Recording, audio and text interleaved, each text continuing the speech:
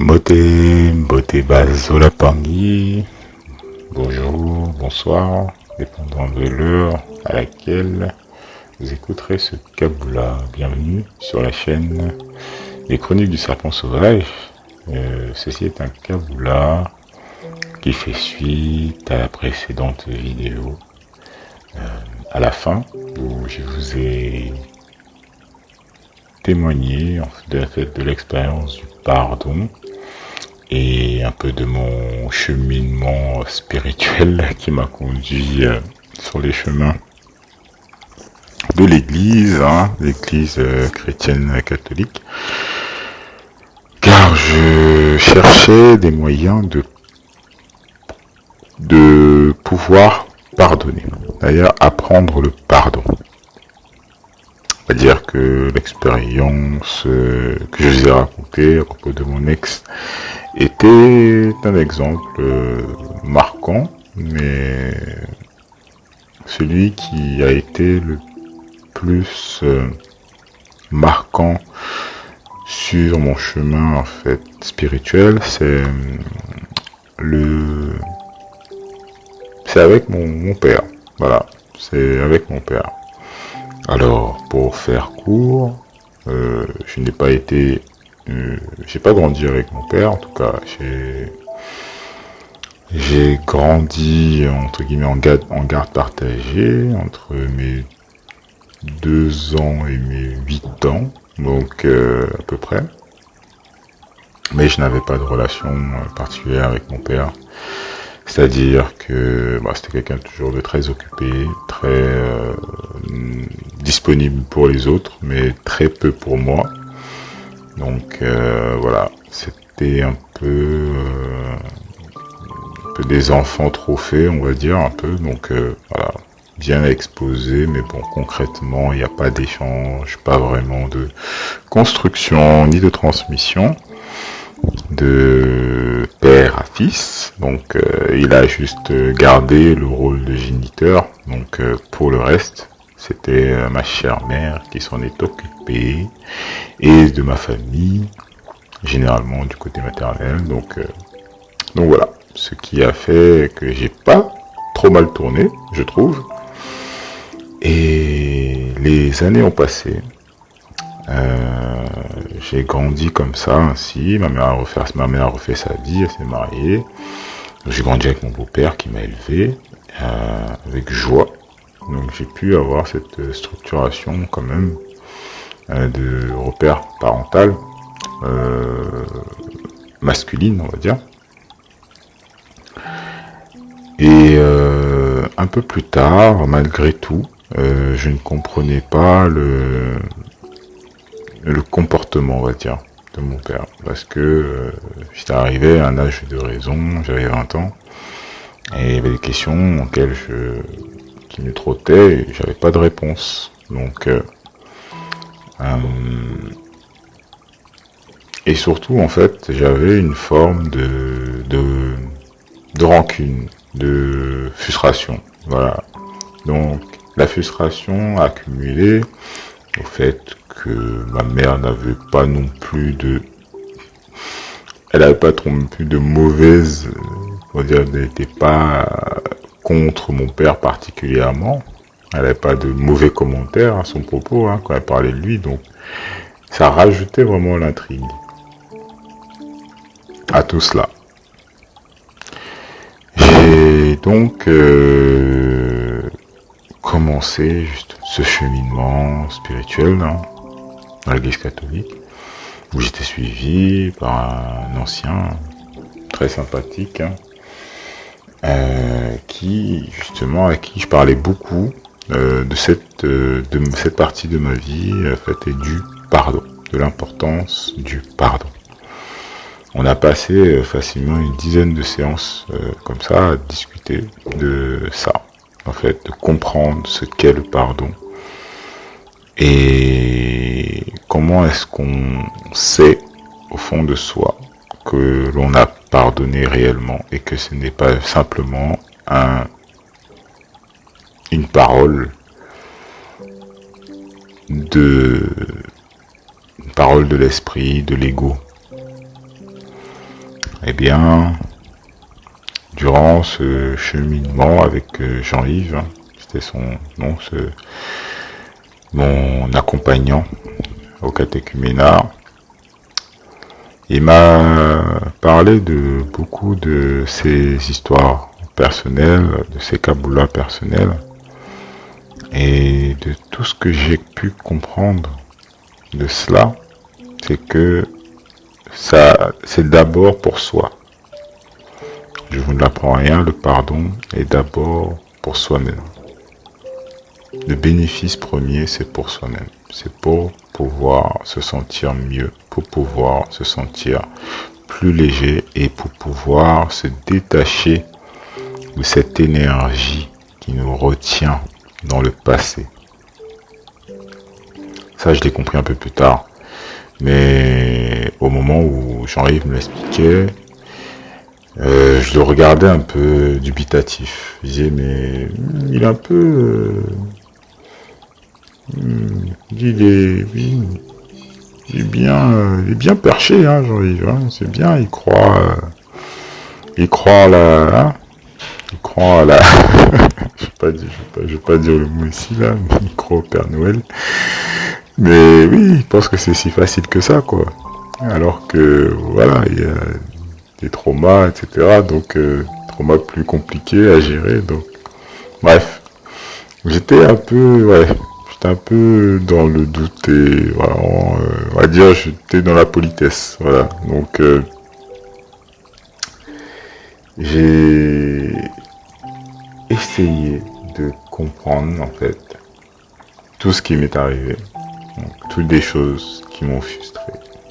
Toutes les personnes qui m'ont trahi, abandonné, etc. Les actes manqués, etc. Le résultat était là, je n'arrivais pas. Je n'arrivais pas à pardonner. Surtout par rapport à mon père. C'était vraiment le point qui m'avait amené justement là-bas. Et j'arrivais pas parce que quand je le voyais, j'avais une boule au ventre. J'étais pas bien, j'étais nerveux, j'étais tranchant en fait. Et il m'avait rien fait de particulier. Hein. Lui, voilà, il cherchait à me voir, on discutait. Je posais des questions, il répondait comme il pouvait, avec l'éveil de conscience qu'il avait. Donc moi, dans ma vingtaine, j'étais pas vraiment satisfait. Honnêtement, je vais vous dire, j'étais pas satisfait. Et c'est quoi ce... Voilà, on se moque de moi ou quoi. Entre guillemets, fait perdre mon temps. Donc, et puis, le temps a passé. Les maladies sont arrivées.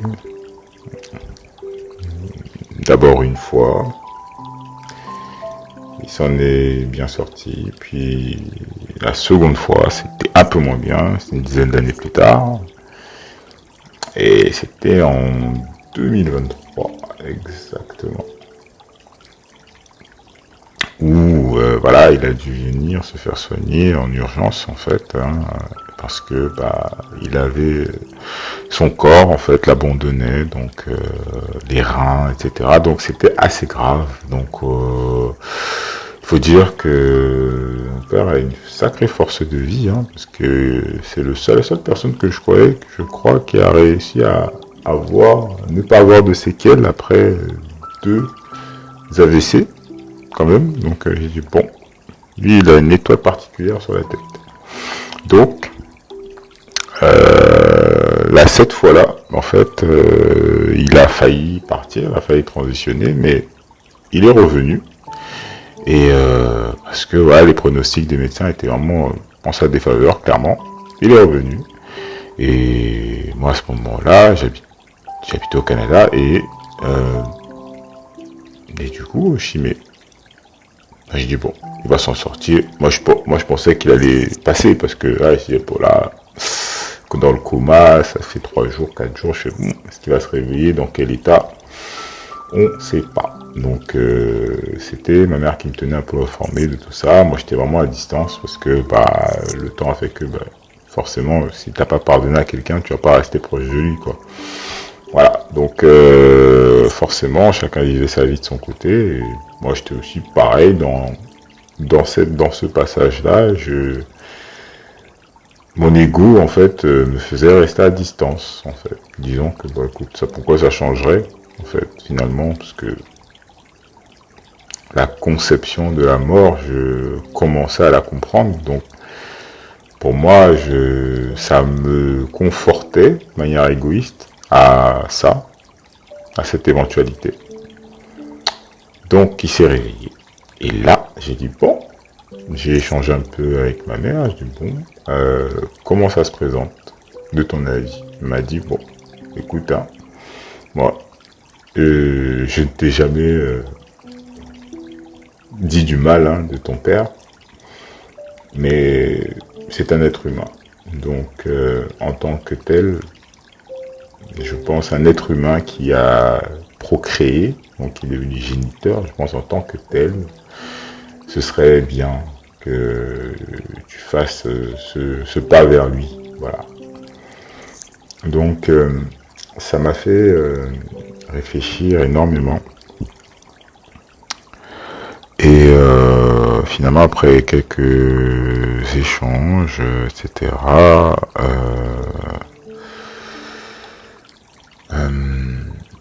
j'ai décidé de partir en France, le voir expressément, pour pouvoir le voir simplement et l'assister dans ce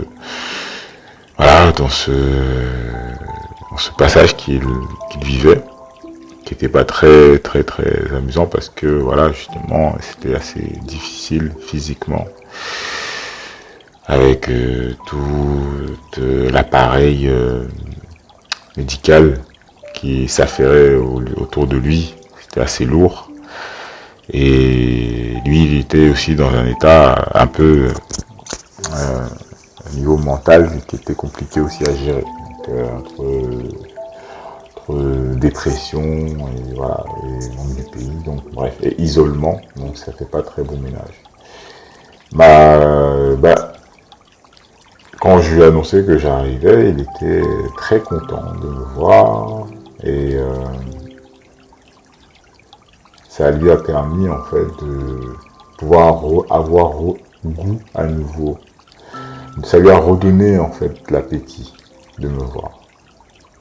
Et ça a été quelque chose que les infirmières m'ont signalé que oui, effectivement, quand j'étais là, en tout cas quand je me présentais en tant que son fils, il était plus avenant avec les infirmières, plus patient, moins nerveux, moins hostile, on va dire. Donc,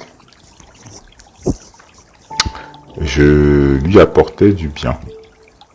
Et ça, j'ai compris. Quand j'ai compris cela, j'ai dit, mais en fait, j'étais pas venu pour ça. En fait, à la base, j'étais venu pour le voir, mais je pensais pas que... En tout cas, je supposais que ma venue serait comme une venue une visite quelconque, parce que n'ayant aucun lien particulier avec mon père, je supposais simplement. Et là, il m'a surpris agréablement. Je crois que les moments que j'ai passés avec lui durant cette semaine, quand c'était les moments les plus proches que j'ai pu avoir avec lui en fait. C'est-à-dire qu'on a parlé entre hommes, finalement, je dirais entre amis, parce que c'est pas vraiment en tant que père, c'est plutôt entre amis, une oreille confidente, voilà, sur ses doutes, ses peurs, sa vision, qu'est-ce qu'il voit quand il va guérir, parce qu'on était comme, j'essayais de garder le positif pour l'encourager à aller sur le chemin de la guérison. Et c'était une belle semaine, honnêtement. C'était une belle semaine que j'ai passée avec lui. Et quand je l'ai laissé, quand je vais repartir, le dernier jour, je me suis dit, en tout cas les guides, c'était pendant le Kisombe, en plus, le Kisombe de ma Simbimpi. Donc,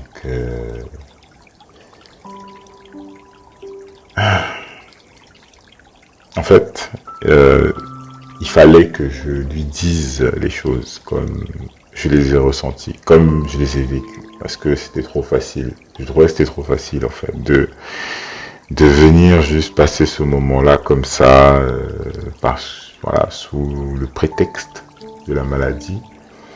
Mais quelque chose en moi voulait absolument lui dire des choses de manière un peu à le faire mal, en fait, à le blesser. Parce que bah, j'étais blessé, donc forcément, les blessures d'abandon, les blessures de trahison, les blessures de tout ça, en fait, s'activaient pour que je vide mon sac devant quelqu'un qui s'apprêtait à mourir, en fait. Et dans mon énergie, ce n'était pas concevable de faire ça comme ça, parce que je suis un adepte donc de la maths, certes depuis pas longtemps, mais les valeurs que j'ai embrassées à travers les valeurs du Ubuntu ne me permettaient pas d'exprimer cela comme ça. Donc, il a fallu que je réfléchisse à un moyen de lui faire comprendre, malgré tout, que je lui que je pardonnais, en fait. Voilà. Que je pardonnais. Non pas avec juste les mots, mais avec aussi une posture et une énergie, une vibration.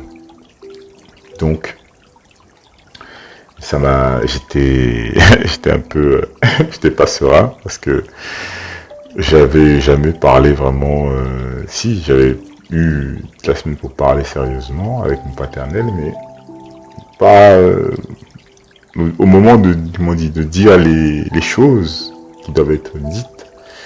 On est rarement serein et justement, il faut tourner sa langue 7 fois vraiment pour dire la parole juste. Celle qui ne blesse pas, celle qui fait du bien et celle qui offre en fait la paix pour les deux parties, pour moi comme pour lui. Donc, j'ai pu me préparer à faire cet exercice toute cette semaine-là. Et à la fin, j'ai réussi à lui dire ce que j'avais sur le cœur, comment j'ai vécu les choses et que malgré tout, simplement, je n'attendais pas une quelconque vendetta. C'était simplement une marque de mon amour, de mon Zola pour lui. Qu'il comprenne que c'était juste de manifester mon Zola pour lui, simplement. Parce que c'est un être humain qui vivait un moment difficile à l'hôpital et isolé de sa famille car il était à l'étranger. Donc, forcément, je peux comprendre que ça peut être difficile. Donc,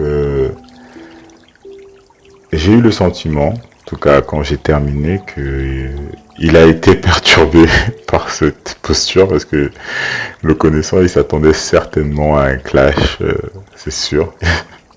Les parents africains sont trop habitués au clash.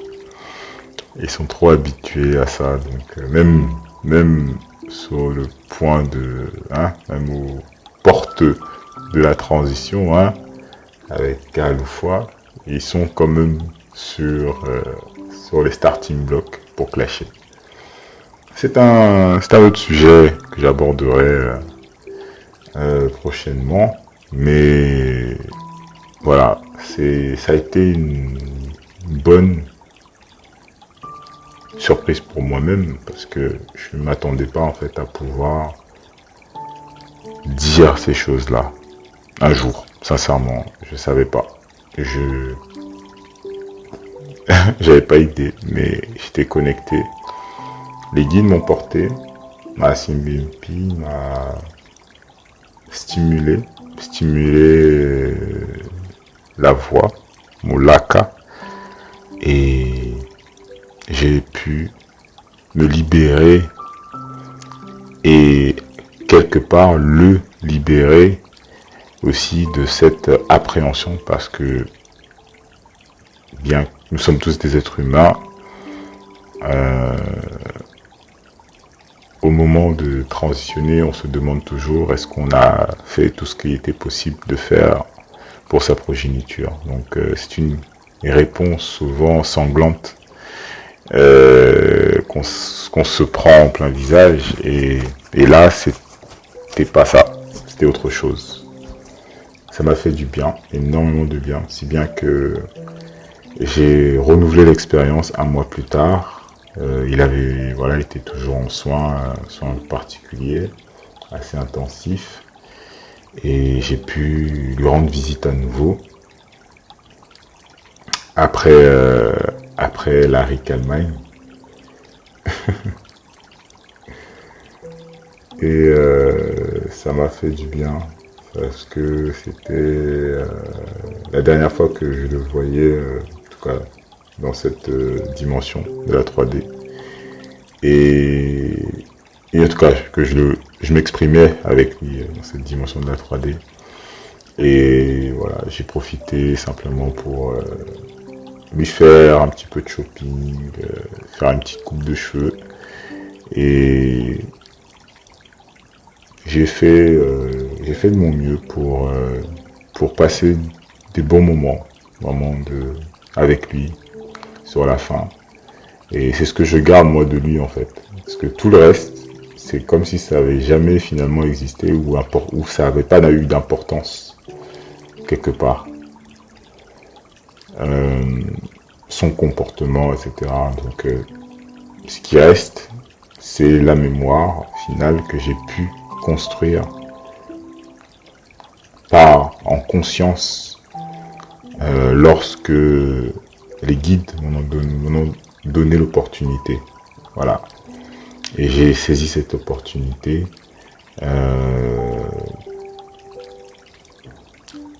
pour justement faire ce que j'avais à faire, c'est-à-dire lui accorder en fait ma paix. Voilà.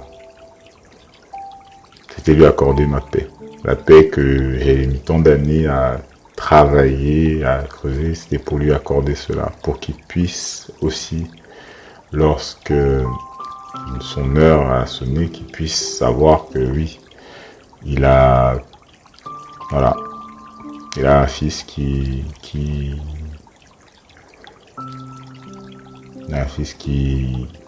l'aime, voilà, suffisamment pour ça, pour faire ça. Donc ça a été voilà mon expérience la plus marquante du pardon. Il y en a bien eu d'autres, hein, évidemment, hein, mais celle-ci a été particulière car c'était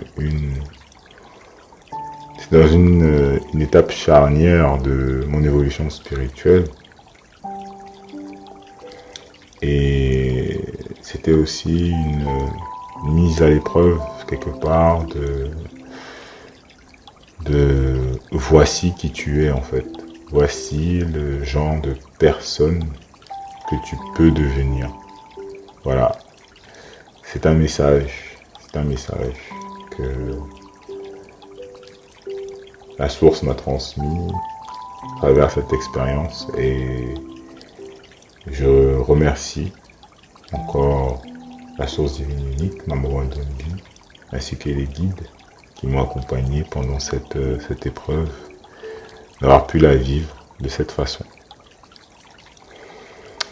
Voilà donc ce petit Kabula concernant l'expérience du pardon et